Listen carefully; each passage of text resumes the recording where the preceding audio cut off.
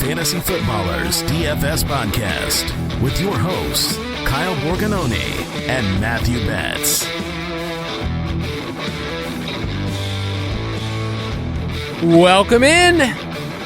Friday, November 18th, here on the Fantasy Footballers DFS Podcast. I'm your host, Kyle Borganoni, and I am joined, as always, by Matthew, as Elton John would say, Blue Jean Baby Betz.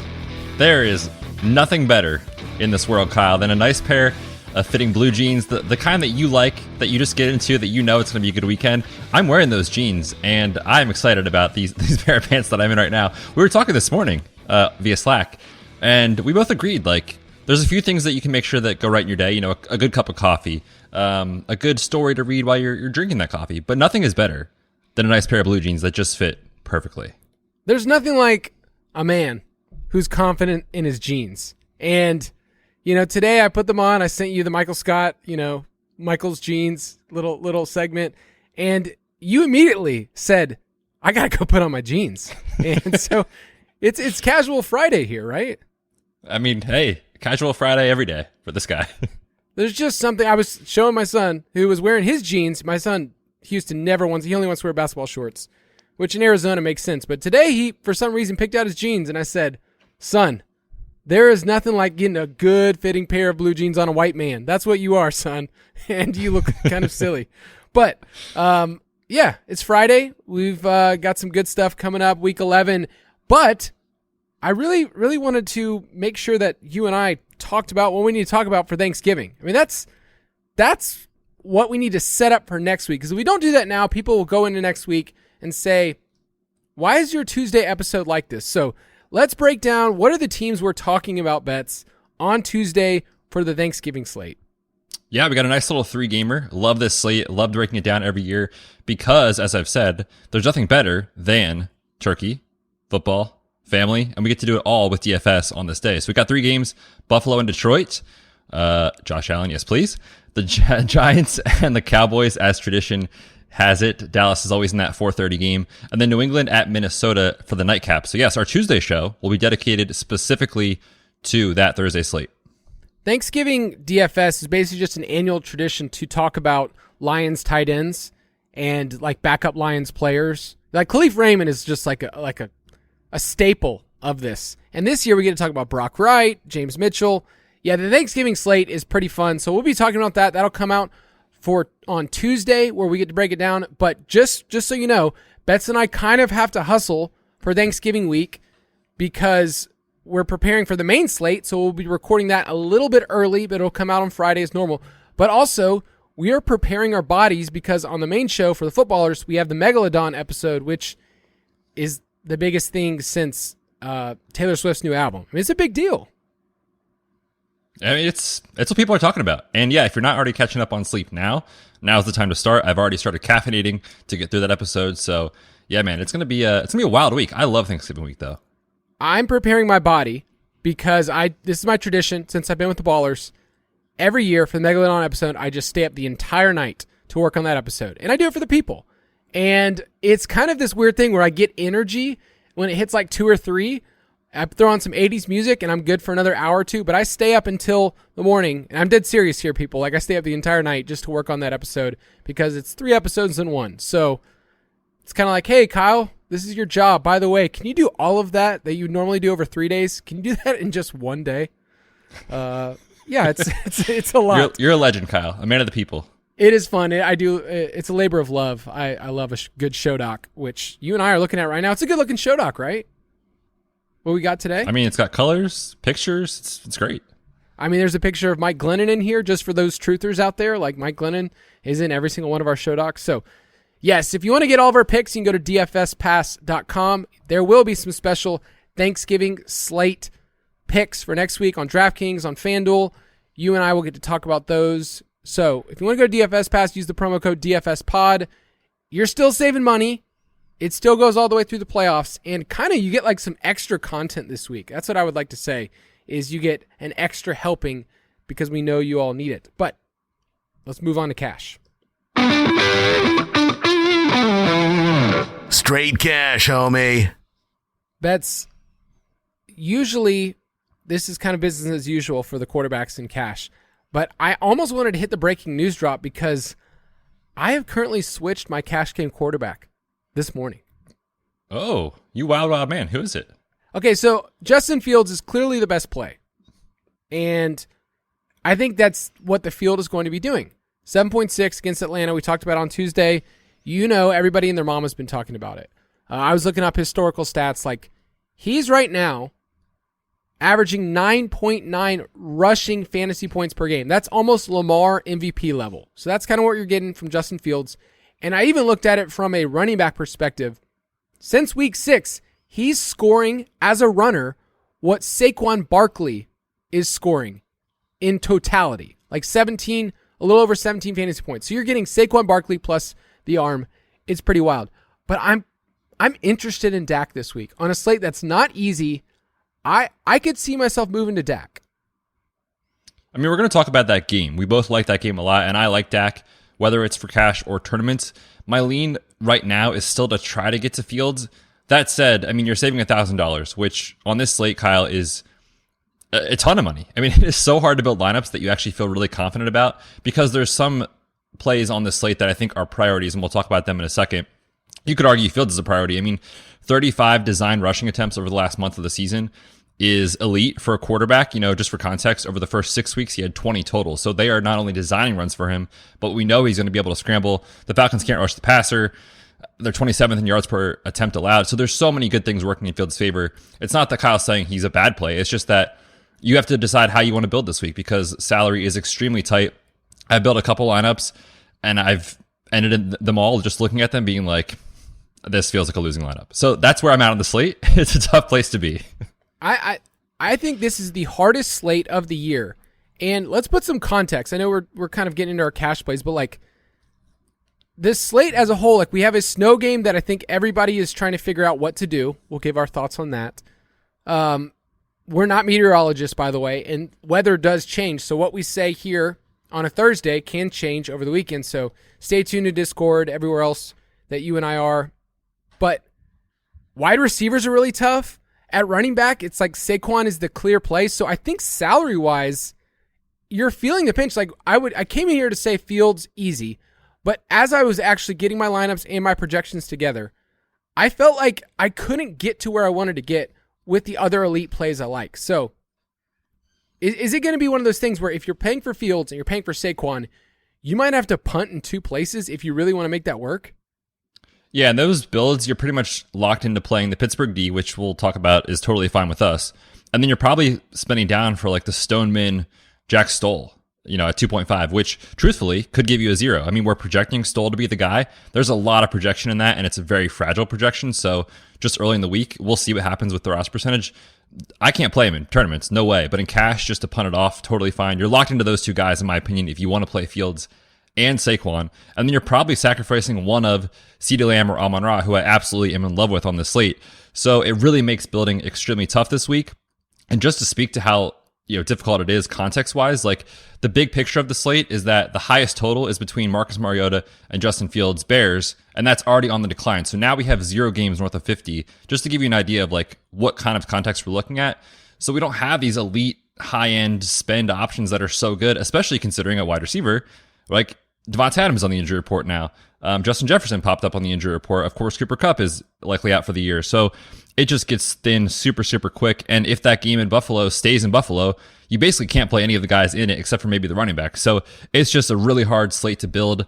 And, that's kind of what we're saying in terms of context, why we're talking about maybe why you would come off of Fields if you prefer to do that. And I was looking at the totals. I posted this in our Discord channel, but like all of them have fallen except for 2 games.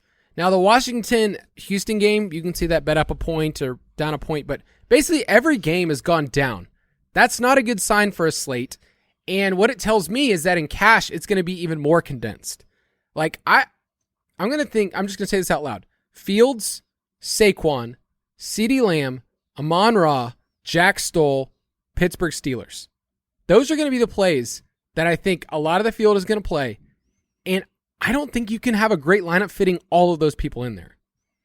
Yeah, because you have to sacrifice a lot elsewhere to make that work. So, yeah, again, I don't have a strong feel on the slate. Normally I come in, I'm super excited about these contests and these slates. This one is going to be one of those where it feels very dirty when you're done with your lineup. But the good news is our opponents are going to feel that too, right? So there's still an edge, I think, as long as you can kind of sift through some of this stuff. I think this week, more than any other week, it is a week to get off the board in GPPs. That's my early lean on the slate. Yeah, well, at running back, let's just say apart from Saquon, who is very expensive, but rightfully so. Like, they did a good job pricing him up against Detroit. What are the other running back plays that you're prioritizing?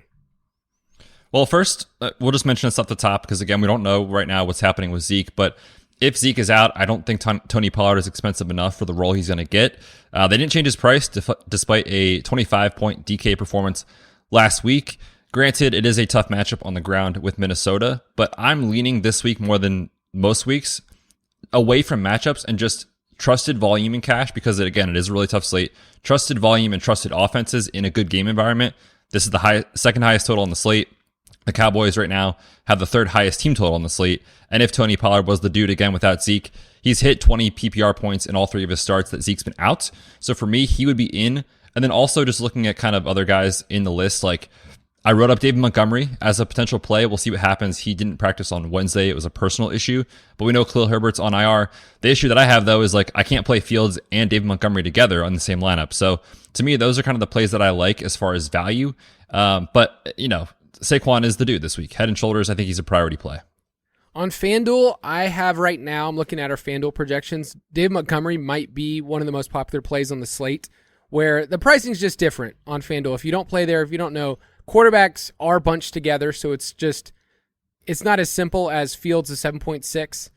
So David Montgomery at 6.2, I think on FanDuel is a near lock in cash.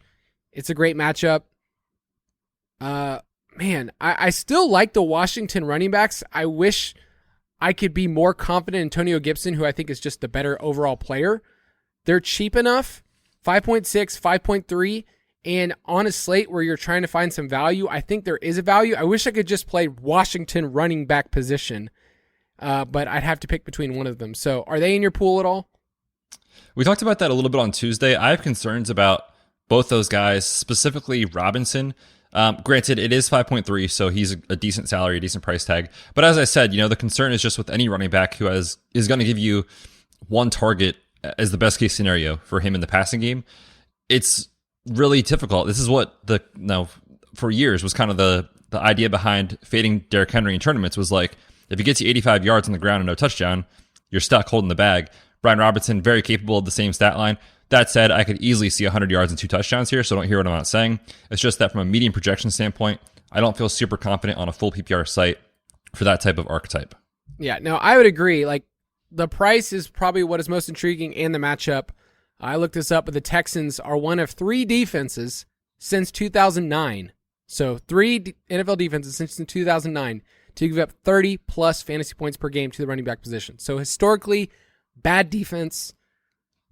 Joe Mixon, it feels like it's been a while, but last time we really saw him, it was that huge touchdown game. So Joe Mixon, talked me into him on the road.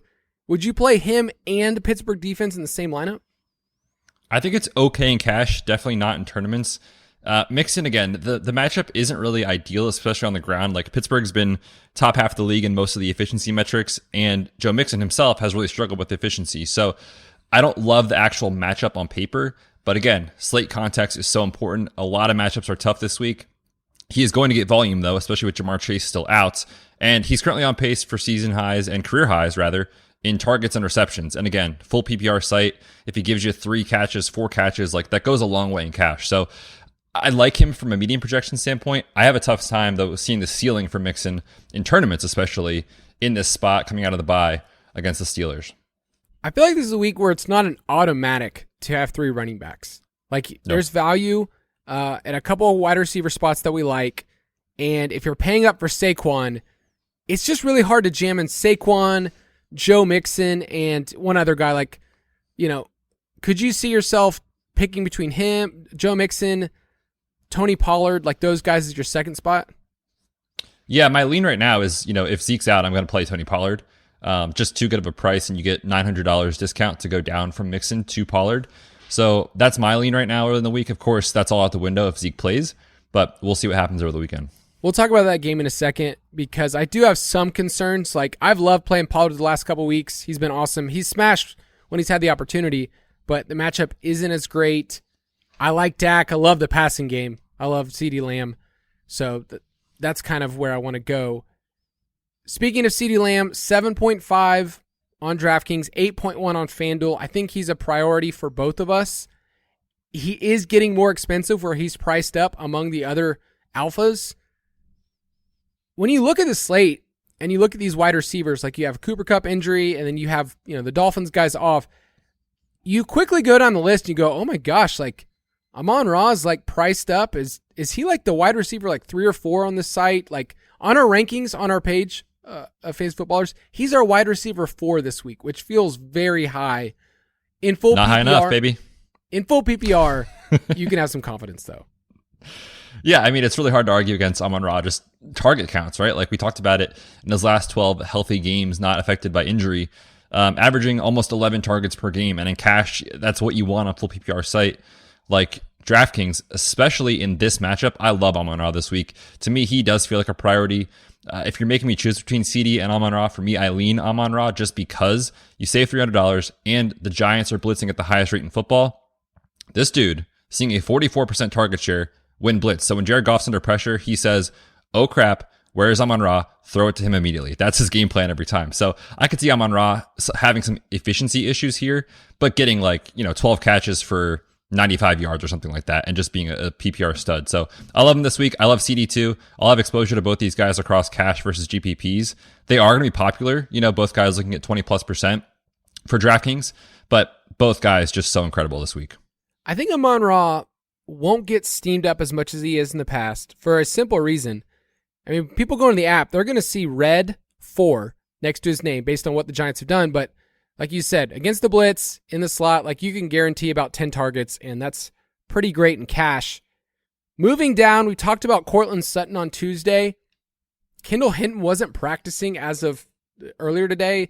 KJ Hamler, we don't think Judy's going to play. Like if he's the only guy at 6K, does he move from like a good play to like, all right, I'm going to lock this guy in? The price is pretty hard to pass up, right? 6K. If you told me he was going to be the dude, I know Russ has been terrible this year, but the Raiders are just historically bad. They're so bad on defense. And he saw 11 targets last week with Hamler out, with Judy out most of the week. So we kind of get an idea of like what we're going to get. He's played 3 games, Sutton this year has, and in games where Judy has played less than 50% of the snaps, so essentially injury affected, he's seen a 39%, 31%, and 28% target share. And so you're going to get somewhere around 30% of the targets. The efficiency might not be there, but volume is what we chase in cash. And so, yeah, if he's the dude, he makes a lot of sense. Going a little bit cheaper, Paris Campbell is going to get steamed up this week because of what he's done in the past. And I can't argue against it on a PPR side at 4.3. Same thing with Darius Slayton at 5K. I feel like a lot of people are going to be playing Darius Slayton. I feel like when the field is super confident in has-been wide receivers, and that's what I would call both of these dudes, like they've had a run, that it can be thin for tournaments. So in cash, I can't argue against Slayton. I can't argue against Paris Campbell. But is that one of those classic situations where you go like, hey, this could be bad? It kind of feels like DPJ from last week, doesn't it? I mean, same price point for Campbell. We've seen this story before, a couple big games, and then all of a sudden the bottom falls out and you're like, what just happened, right? But I mean, from a cash perspective, like, yeah, there's not a lot of value right now on the slate, and Paris Campbell looks like one of the best options, which is just wild to even say out loud. But he's been great. And in the games with Matt Ryan, he's seeing so much volume, right? 11, 12, 9 targets in his last 3 with Ryan under center. He was off the radar because Sam Ehlinger is just not an NFL starting quarterback. Matt Ryan is at least capable of getting the football. And when you're talking about how you beat Philly, most of the time it's via the slot wide receiver. They're giving up the 5th highest catch rate to slot wide receivers in the league. Paris Campbell can get you 8 catches, like 85 yards, and in cash at 4.3. I mean, that's money. Yeah, it's the contrarian in me that sees when somebody at 4K is getting steamed up, 4.3. I want to run the other way, but I can't argue in cash, and you might need a savings this week. I came on here to also say I like Wandale, and he popped up today, not showing up to practice. So what are we gonna do? Why can't we have anything? Not even nice things, just anything, Betz. Yeah, I don't know. And I actually was going to bring up too, like Daniel Jones as a possible cash game, just punt option at quarterback. But like, if he doesn't have Wandale and he doesn't have anyone else to make plays besides Saquon and I'm blanking, wide Slayton? receiver Darius Slayton. Thank you. It really is tough to see it. I know Detroit's an incredible matchup, but their offense has really shifted in the last month of the season. They're one of the highest neutral rush rate teams in the league. That is a sign of a great head coach who knows how to play to his strengths, i.e. Saquon Barkley. So I was excited as a Daniel Jones punt option this week. I'm less excited about that with the Wandale news. I think Saquon just takes all the usage and it makes the other guys pretty thin for the Giants. On FanDuel, I'll just reiterate, Lamb and Amon-Ra are kind of our early priorities. T. Higgins is underpriced, I think, for his ceiling and what he can do, and I think a game that's going to go under the radar. And then Darnell Mooney is pretty cheap at $6K if you want to look in that direction. I'm totally fine with that. But you're going to find cheap guys, Skoranek, Kendall Hinton, like these kind of players are going to show up this week in lineups because people are going to try to force it. And I would encourage you, take your lineup, look at projections, and kind of go back and forth. I always tell people you can get a Google spreadsheet and work through all of that. So compare. Is Skoranek your guy? Maybe he's not because he's not that great at the game. Tight end. Tight end is another week where you can punt, but I like Dalton Schultz a lot. Is he one of those players where you're like, oh, I wish I could fit him in? Yeah, it's tough, right? I mean, 4.3 is cheap relative to what we're used to paying just in terms of any player on the slate. But again, if you're paying up for Fields, you're paying up for Saquon, 4.3 is expensive for your tight end. So he's really tough, I think, to fit unless you go with a really balanced lineup, which would make sense on this slate. We've mentioned now 4 Cowboys, right? So you have to kind of pick and choose what your priority is. But he's been incredible. And what's most exciting about Dalton Schultz over the last, few weeks is he's actually running more routes. The highest he ran since week 1, route percentage was last week, and snap rate highest since week 1, which signals to me that the knee is less and less of a concern as the weeks go by. So the health is getting there. The usage is there. He's basically the team's wide receiver too. And Minnesota has been friendly to opposing tight ends. So yeah, I think Dalton Schultz, whether it's again in cash if you want to spend up or include him as a DAC stacking partner for tournaments, either way, I'll have exposure this week. Yeah, you can go down further. Greg D, Foster Moreau, the boys that always just want to hang around the cash game lineup. But Jack Stoll right now at 2.5 is going to step right into an every down role, what we think.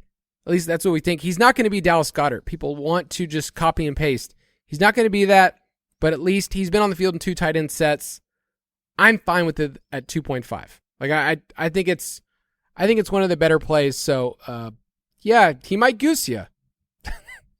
That's the encouraging thing. He might.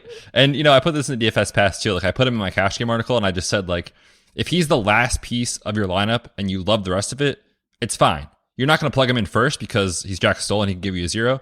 But if you're saving that much money and it allows you to do what you want to do elsewhere, totally fine. Truthfully, we're hoping for like 2 for 28 and a touchdown, and we'd be thrilled about that. And just Google his name because in college at Nebraska, dude was flowing. That's oh my gosh. That's all that matters. I will mention Isaiah Likely if Andrews is out. We still got to wait on that, but he's an interesting play on both sites. And then finally, we're just going to say it again. Play Pittsburgh at home against Joe Burrow. Play the Saints if you want to pay up a little bit against Matthew Stafford and an embarrassing lineup. Like looking at their team, we did their preview today and I was like, no, like nobody's playing Darrell Henderson. Nobody's playing Kyron Williams. Nobody's playing Cam Akers. And then I guess in a redraft league, you can play Allen Robinson, but it's not a good situation. So, play the Saints. And then if you really wanted to punt on FanDuel, you could do the Raiders at 3.2. Any other DST thoughts? Those are the 2 that I like a lot right now, early in the week. I'll throw out for tournaments. Like I think the Texans make a little bit of sense. On DraftKings, they're priced down pretty far. Another salary saver. We've seen, Taylor Heineke have some really good moments in his NFL career. We had some where you just scratch your head and say, what was that throw? So again, just kind of a leverage play. Just defense is so random. Get off the board, get off the chalk defenses in tournaments. But for cash, my preference is to go down to Pittsburgh. And if you really have the money, yeah, let's pick on the Rams. All right, let's take a quick break. We'll come right back.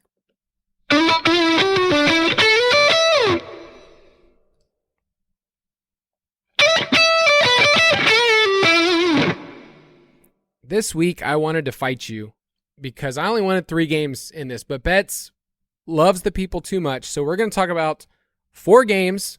I'm going to go a little bit quicker, but 4 games that we think you could stack this week. Stack Attack.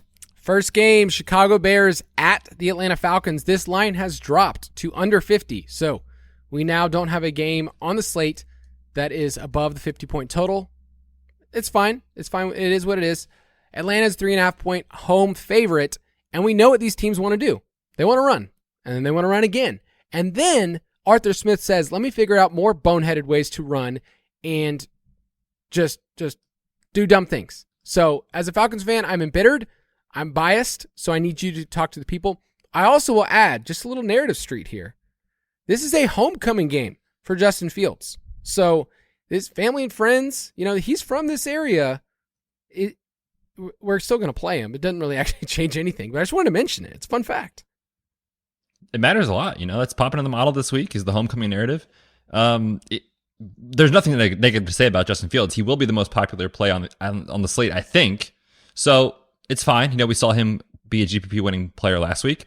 But just know if you play into it, you are going to play into a lot of roster percentage. That said, the Falcons defense, Kyle, we know the story is they are not great, and they're not good through the air. They're also not good on the ground. And so we know that there's ways that Chicago can have success. They've scored on over 50% of their drives for the last 4 weeks, which is second best in the NFL. So we need to rethink what the Bears offense is now versus what it was in the first month and a half of the year. And if we think they're going to have success in this spot, then it makes sense, I think, to think about the Chicago side of the ball as not only leverage on Fields, but if you are playing him, who are you stacking him with? Because Darnell Mooney seems like the obvious choice, but he hasn't really flashed a ceiling this year. Andy has the touchdown guarantee out for your boy, Chase Claypool. So either of those 2 wide receivers for you this week in a great matchup.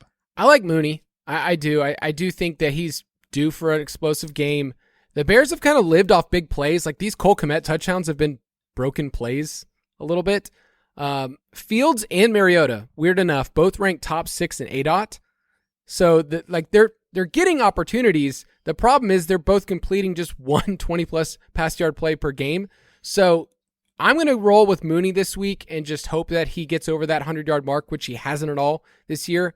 I think he's too cheap, too, on FanDuel. Let's say you got 100, or, FanDuel, you don't need the bonus, but 90 and a score with 5 catches. You would be thrilled with that at 6K on FanDuel to stack with Fields, and you're not trying to get anywhere else. But I'm worried overall about this game because I already took the under when it was at 50.5, and it's trending that way. I think that there's reasons to not like the ceiling of this game.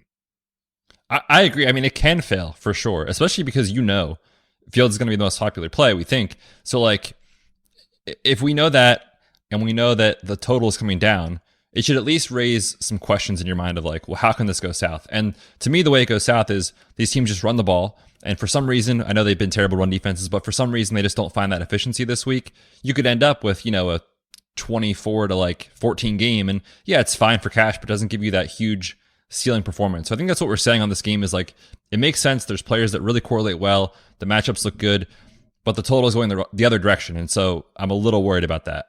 The 2 most interesting players from a game theory perspective for me in this game are Cordell Patterson and Kyle Pitts.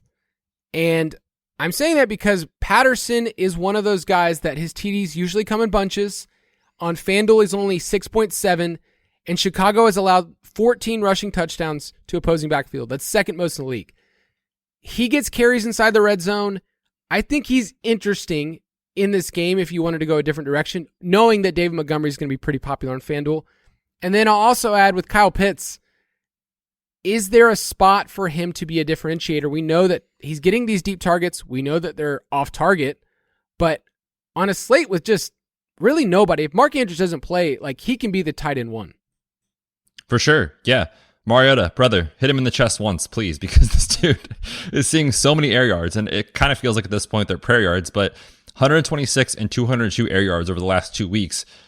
that's elite wide receiver 1 downfield usage. You talked about the 8-out with Mariota. We were on him in that Chargers game. It just didn't work out. And so, yeah, Pitts, I do want to go back to him in tournaments. Absolutely no way you can go there in cash. But 4,400 on DraftKings, when you think about who he's priced around, we just talked about Dalton Schultz, probably going to soak up a lot of roster percentage. Easy price point pivot right there to Kyle Pitts. And if you wanted to play a field stack, to me, he's the bring back in this game. Yeah, I think this game is pretty simple. Like, if I'm going to play it in a tournament, I'm going to go Fields Mooney and then bring it back with Patterson or Pitts. But I'm saying that this game, I can't see this game be 55 to 60 points. It's just not. I don't either. It was a really weak game when you looked at it from the slate and go, oh, this is the number one game? Oh, there's lots of other routes and other places to go. So play Montgomery and cash on FanDuel. There's lots of different ways, but I will take the under on this one. I've leaned that way too, but I'm going to go with Chicago just with the 3.5 to give me more than a field goal with the total coming down. Yep, I felt the same way. If it was at 2.5 or 3, like give me the Falcons, but 3.5 is not great. This is my favorite game of the week, though. It's Dallas at Minnesota. Love the pieces. Dallas is still a 1.5-point road favorite, which I guess Vegas doesn't like the fact that the Vikings have won 7 one-score games in a row. That's impressive.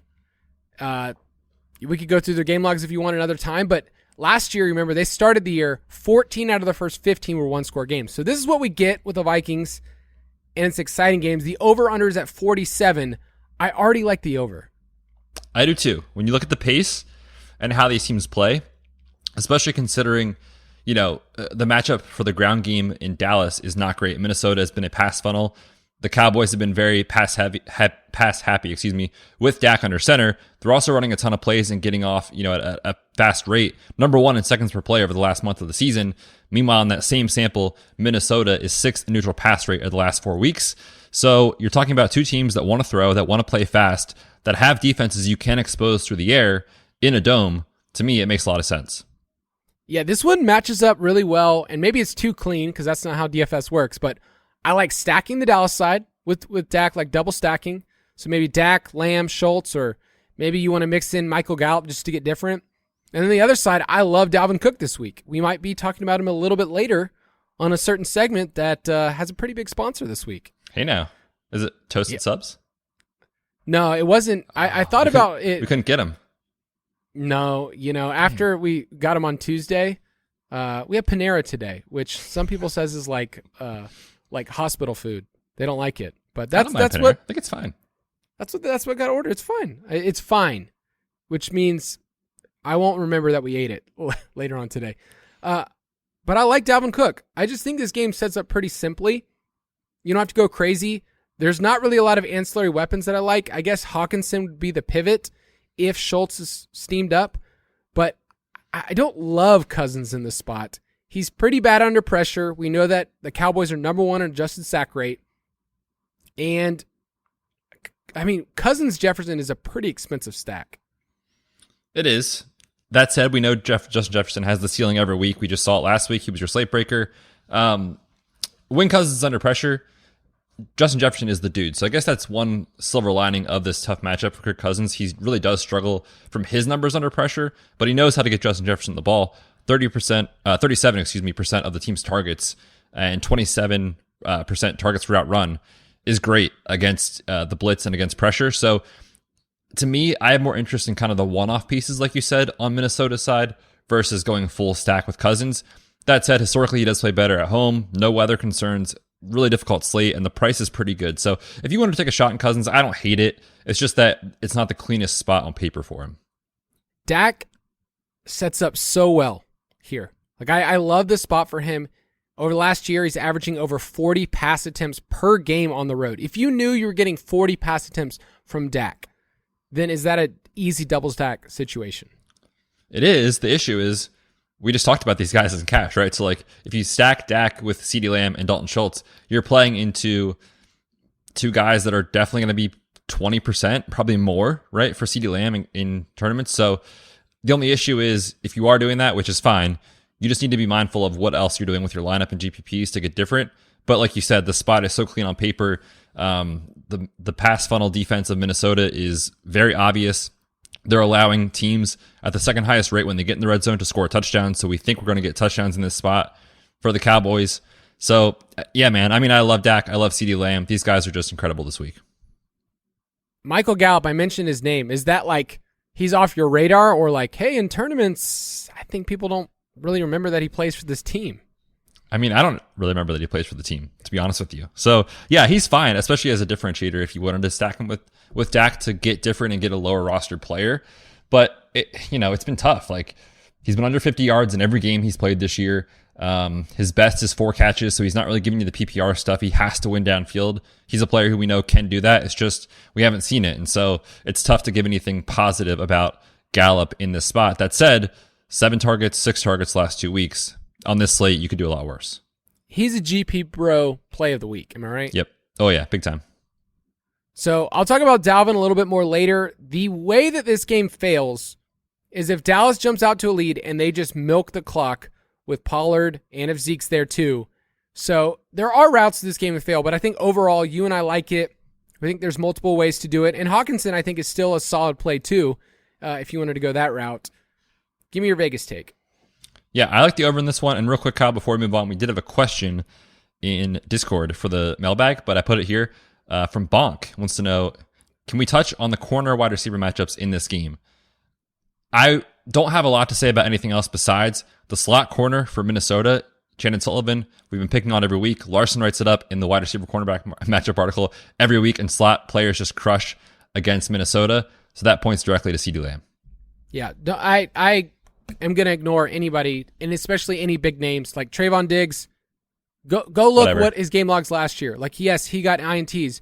He gave up a ton. Patrick Peterson, yes, he had 2 INTs last week. He gives up a ton. Like, I just completely ignore the cornerback matchups here, and I think this game hits the over. All right. I got a couple more here. Your Eagles, your loser Eagles, go to Indianapolis and face the Colts. The Eagles are 7-point road favorites. The over-under is at 44. Why are we talking about this game with such a low total? You tell me, man. You were the one that was advocating. You were pounding the table just as hard as you could for this game because you love it so much. You love Matt Ryan. You just can't get that bias out of your head. So why do you love this game so much? I love this game. I love this game because it sets up so well that if you want to stack the Eagles side, yes, they've been playing with the lead the whole year. They didn't really know what to do in the second half of the game. You notice that? Like we've never faced this situation before, and they just floundered. They just floundered at the end. What was crazy is they just couldn't get the ball. They ran like no plays the entire game. Yeah, this is the recipe for success with the Colts. They did this to the Chiefs earlier this year. You get control of the clock, you kind of slow the game down, and the Eagles are missing Jordan Davis in the middle. Big time. Like, it's a big deal. Yeah, the Eagles are now 31st in expected points per rush attempt, and this is what Washington did. They just said, we're going to keep feeding the rock to Brian Robinson, Antonio Gibson, all night long. They did Lionel Richie style all night long and said, you know what, we're going to take over this game. So I think they can do that with Jonathan Taylor. I think there is a run funnel that this team's kind of decided they wanted to do. And you can actually stack with the Eagles side. So I think it sets up well. Also, these teams rank both top 8 in pace. So there is a scenario where this game is kind of paced up.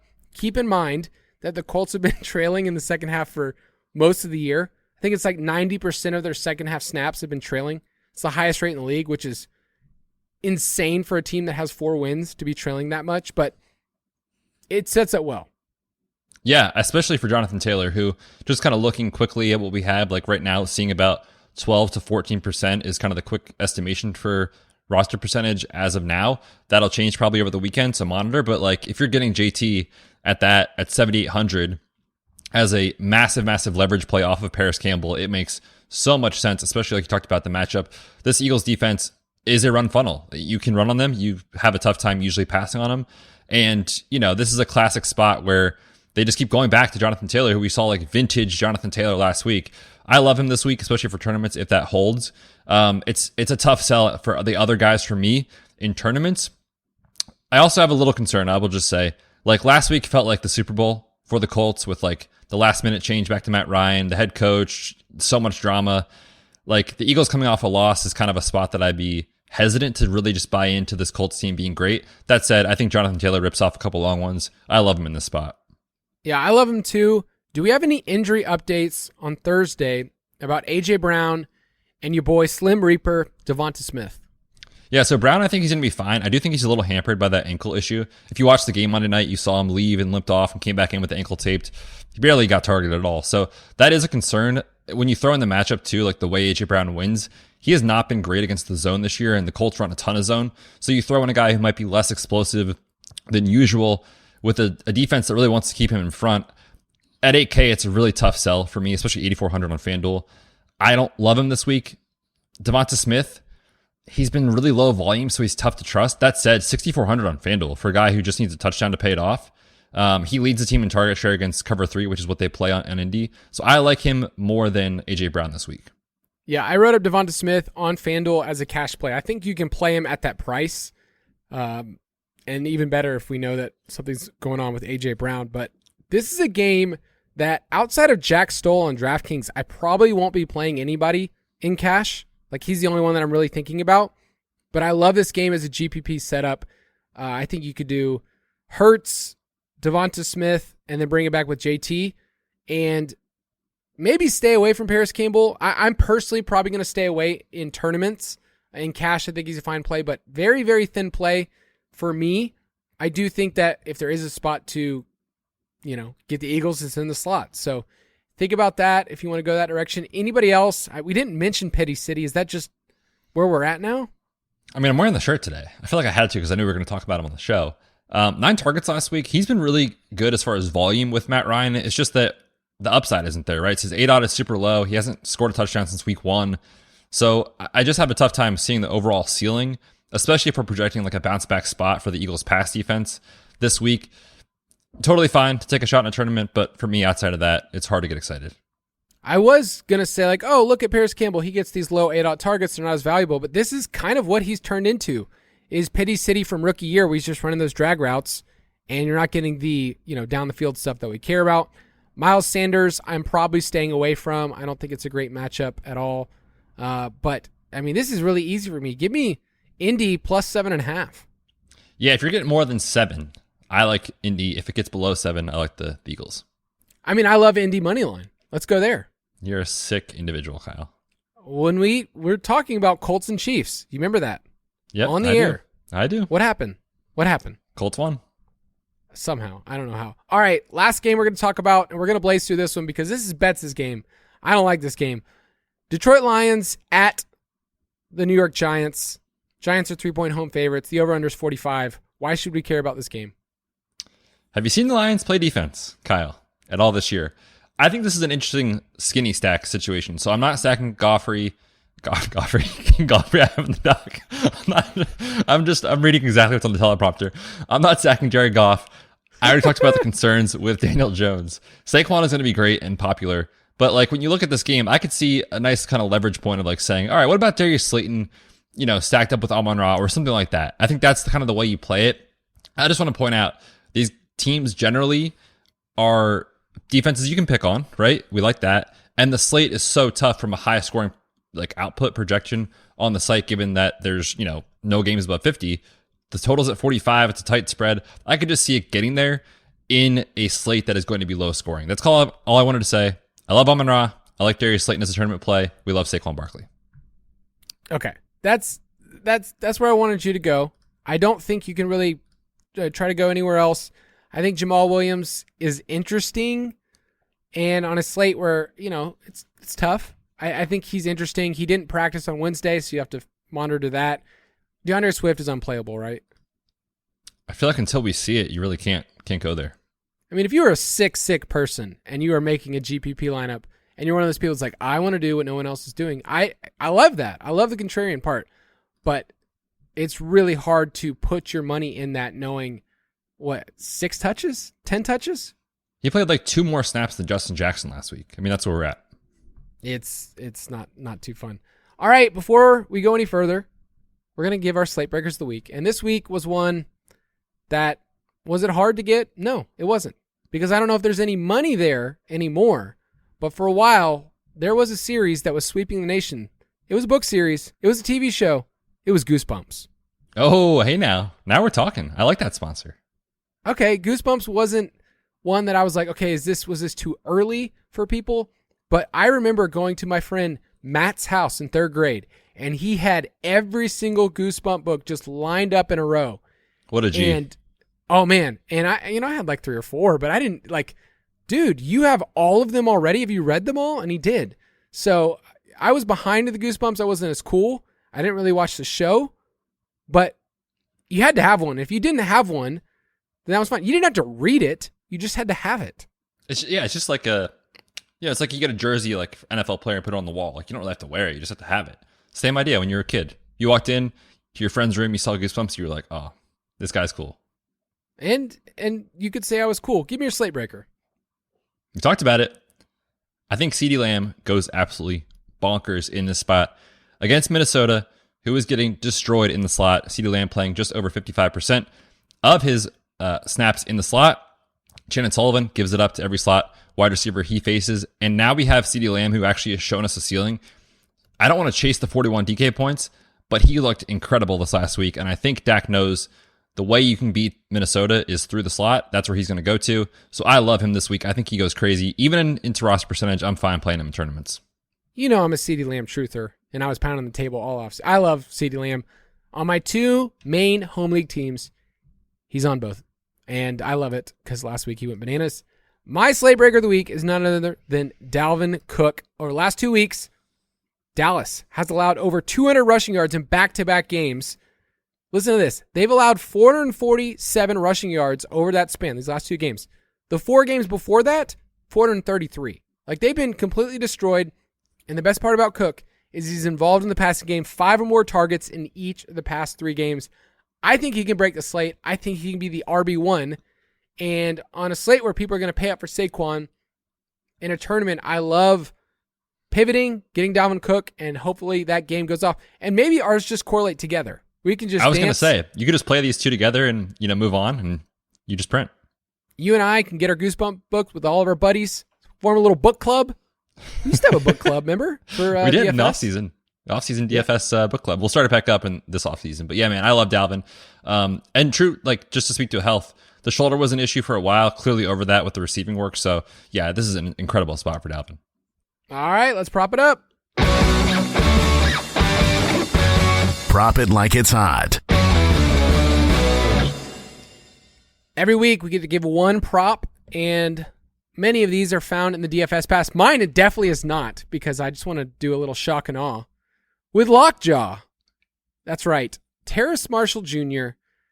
I'm not telling you to put your hard-earned money, but his line right now is 32.5 receiving yards. What if I told you he's clearless in each of his last 3 games?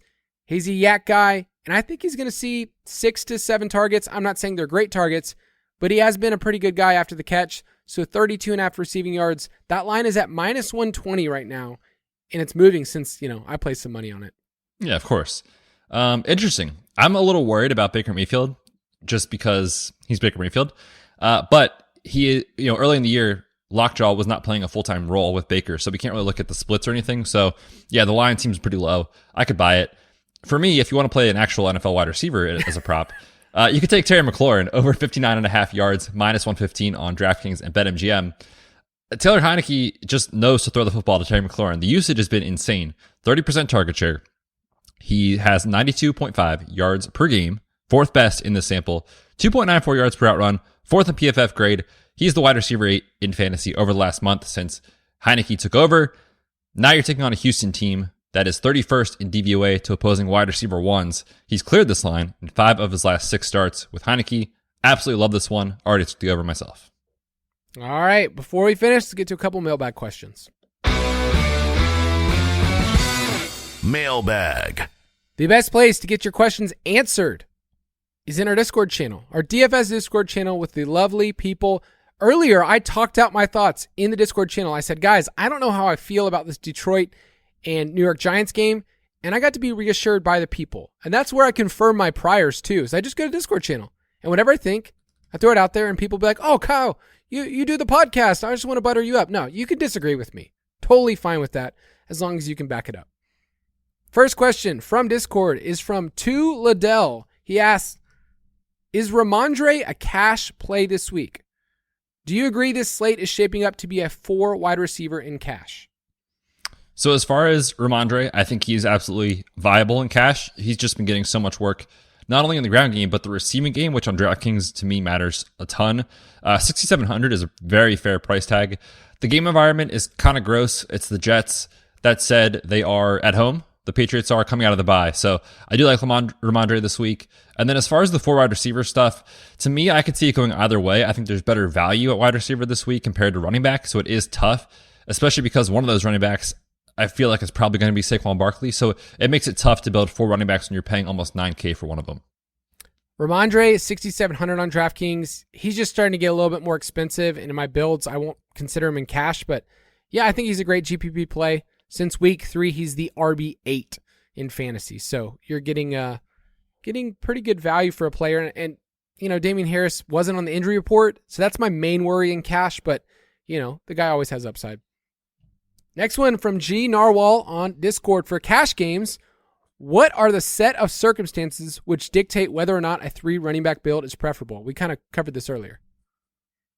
Yeah, it just depends on slate context, whether we have value or not, and whether the strong options for running back are valuable, meaning 6K type of guys. There was weeks where we were like, oh, sweet, Dameon Pierce again is 6K, and Ramondre was 6.1, or you know, whatever it was. And now it's very different because we're asking, can you pay up for Saquon and also fit these guys? And I said it makes it really difficult. So to me, it's just a slate by slate context kind of thing. If there are those elite values at running back, I'm going for it. If not, I'm just going to try to find a lower price wide receiver to fit in there.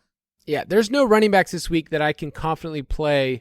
You know, we're not getting like an Eno Benjamin at 4.6 that we can project for 15 touches. Like Brian Robinson is about as low as I want to go because you can maybe project 15 to 20 carries, but even that feels thin, like Betz said, because he doesn't get anything in the passing game work. So I usually only go 3 running backs unless I feel really confident about the 6K guys.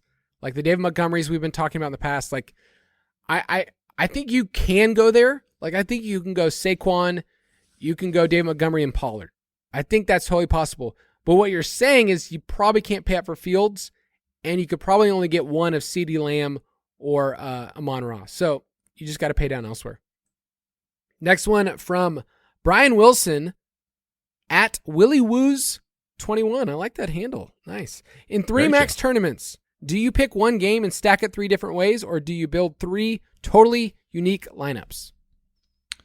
I guess this one is kind of difficult to answer because it really does depend on the slate. If there's a game that I think is just head and shoulders the best one to go to, then I will play that game. I did that one. I did a 3 max last week actually with the Cleveland and Miami game. The game got there from a volume perspective and from a game scoring perspective, but I just missed on the Trent Sherfields of the world and, you know, those kind of guys. So there are slates where I think that makes sense. I also don't think it's wrong to look at, you know, if there are 3 games that you think have a chance to be the one and you just want to kind of spread your exposure across that, that's totally fine for me. It just depends on the slate. It's really hard in 3 max, you know, because I'm going to play a 3 max tournament here. I'm going to play another one that's a 20 max, another one that's a single entry. It kind of depends, but in a 3 max tournament, I probably will just pick one game and one quarterback and say, okay, I'm going to pick Dak, and I'm going to stack Dak a couple different ways. So I'm going to go Dak, Lamb, Schultz, bring it back with Cook. Dak, Lamb, Schultz, bring it back with, you know, Hawkinson instead of Schultz or something. I don't know. Like, you're just mixing up that one main stack, and then you're figuring out the other plays that you need to correlate. But you do have to ask yourself in a 3 max tournament, how am I getting different? Like, it's okay to have chalk in a 3 max tournament because, you know, a lot of people are going to condense around that. But just ask yourself, like, is it Michael Gallup that I'm adding in this stack that gets me different here? But I'll mostly stick with one quarterback in there.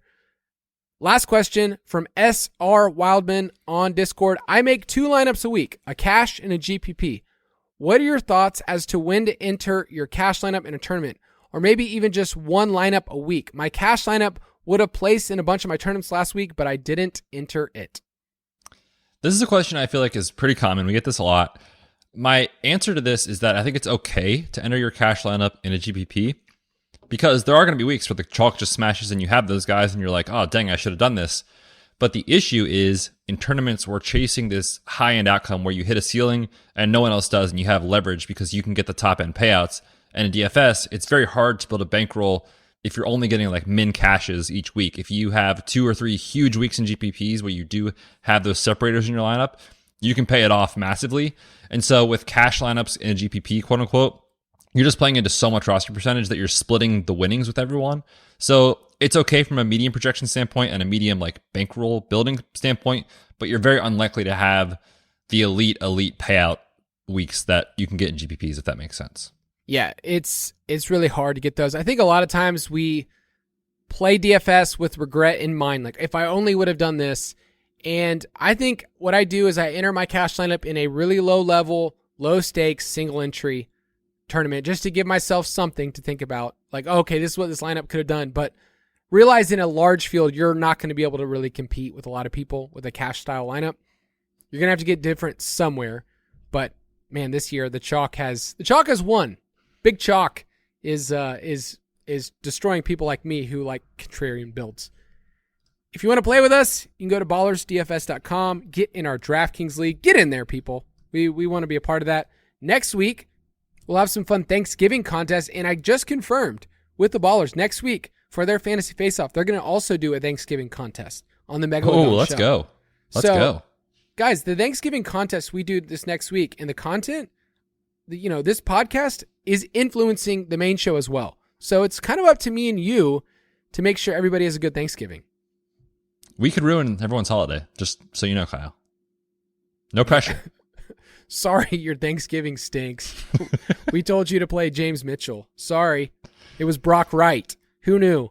Who knew that was the Lions tight end?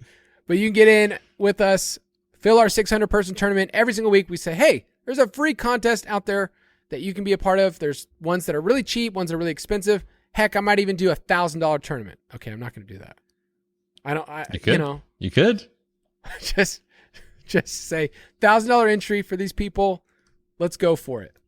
That'd be pretty sweet. I'm not at that point, people, to throw around $1,000 knowing that you all take my money. It's not a good feeling. So, Betz, sign us off. Yeah, our listeners are way too sharp for us to do that. But yeah, come play with us. It's a ton of fun. We talked about the Thanksgiving slate, but let's pump the bricks, dude. We got a main slate this weekend. We got to go win the Millie. Good luck to everyone out there. Please send us your screenshots when you win. Best of luck. Find us in Discord over the weekend. We will catch you next week for the Thanksgiving slate.